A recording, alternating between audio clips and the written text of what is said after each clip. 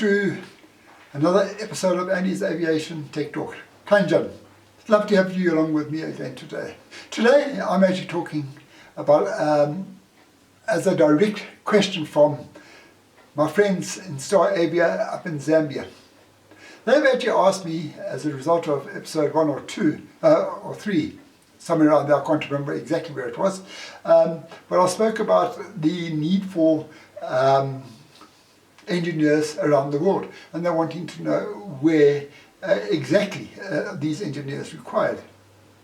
So I did a little bit of research and I looked at the IATA website. IATA is the International Airline Travel Association, and I came across these figures that in America in the next 20 years there'll be a need for the most amount of engineers at 132,000.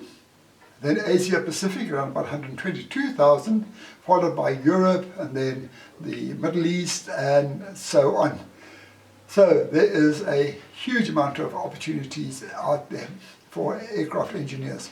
But the more I dug, I actually found that there's also very big opportunities for pilots. There's massive opportunity for pilots. But even something else I didn't even think about there is cabin attendants. Do you know that in the next 20 years there'll be a need for around about 1 million, just under 1 million cabin attendants. So if you are a young man or a young lady who wanting to see the world, travel, there's no better time than now to become a cabin attendant. The likes of Emirates is a huge airline that travels all over the world, and it's a hub, and as are so many of the bigger airlines. So it's a wonderful opportunity for those who are wanting to become a cabin attendant. Now, it's just not good enough that we have youngsters coming in at the bottom and filling up the spaces there, because as every year goes by, we all get older. You know that. I'm already in my retirement, and in 20 years' time, those who are at 40, 45 are going to be coming into retirement, and they're going to be coming out at the end of the tube. So there's this endless flow of people coming through. But what is the really, really important part, I think, if you're a business owner or you're a manager of any aviation company, MRO, staff retention is so important. And you really, really need to start looking. Training aviation personnel can be hugely expensive. Training pilots, training cabin attendants, and training engineers is expensive. You have to have the type-rated courses, the factory courses, if you're going to be able to fly the airplane, even to work on the airplane, to get your license on this, your type certification, you need the training that goes with it. So companies spend a lot of money, not only training you as an apprentice, but post-apprenticeship, as you go along and you get older. So it's in the company's interest to maintain the staff retention. Now, I know that a lot of companies, for various reasons, not all staff are happy. And as a manager, as a supervisor, as an executive, you need to have a look at your staff and see where there's actually unhappiness within your company. Some people are going to tell you whether it's money, but money doesn't come down to everything. It can be that the little things that can be causing somebody very unhappy. Can you imagine if you maybe a seamstress who's sitting in front of a sewing machine making carpets or seat covers, but her seat is so uncomfortable, and it's just making her back sore, and she just feels miserable sitting on this chair all the time there. And you're a manager, you don't know about it, and she hasn't complained, or he hasn't complained. You don't know about it. But you know what? Just replacing the chair will make such a difference to that person and increase their happiness. You might find that you've promoted a guy who was on the tools, and he was really, really good at his tools and really, really enjoyed his tools. And he promoted into being a crew chief or a supervisor. But he's not really a good supervisor. You took a good engineer and you spoiled him by making him a supervisor who cannot handle people. And sometimes, motion goes to people's heads. And he can be really nasty with people because he just doesn't know how to handle people. And that's making the staff actually unhappy.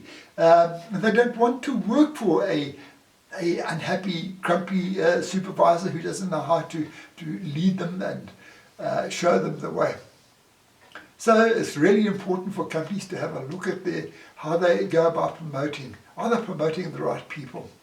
Are they giving the training to those personnel to be able to teach and use the new skills as a supervisor?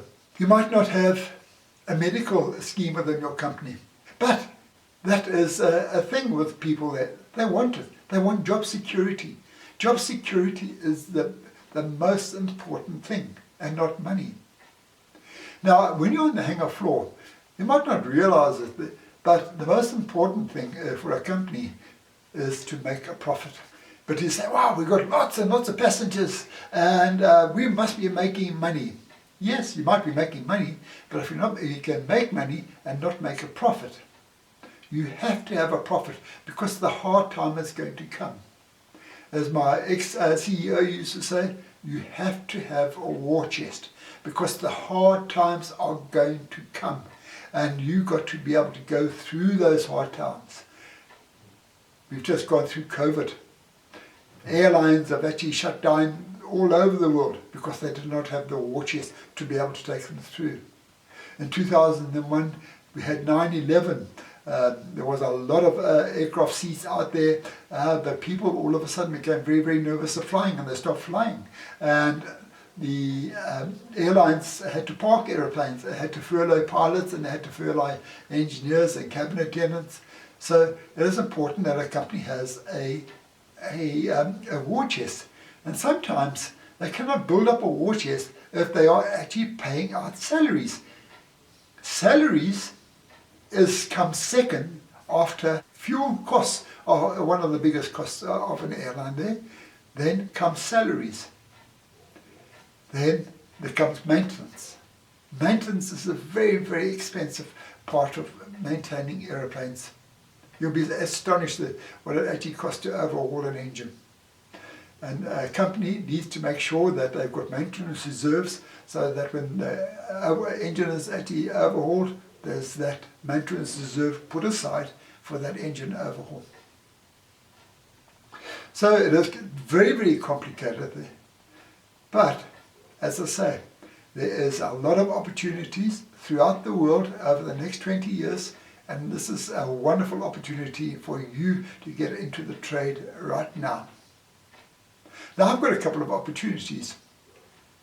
Down in Nelspruit, in the Lowveld of South Africa, in the Mpumalanga area, Lowveld Aircraft Services is desperately looking for an apprentice who is prepared to go and work on a smaller airfield in a smaller town. And I can tell you that it is a lovely area to work in. Lovely, lovely views from the hangar of the hills and the mountains.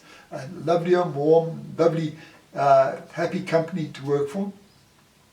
And I have at Grand Central Aviation, Grand Central Airport in Midrand in Johannesburg area, Aston Aviation, avionics, are wanting to sell. The owner of the company has got to the age where he wants to retire and he would love to sell that company, that avionics company. It's stable. It's been going since 1997. Very, very strong. So if you're interested in this company and would like to maybe look into it and consider buying it, just contact me and I'll put in contact with the owner there. So at that, I'm going to say thank you for watching. It's been fabulous again talking to you, and I hope you're enjoying the series. Please get your young friends to watch this series if they are interested in aviation. So hit the like and subscribe button, and I'll say goodbye for now.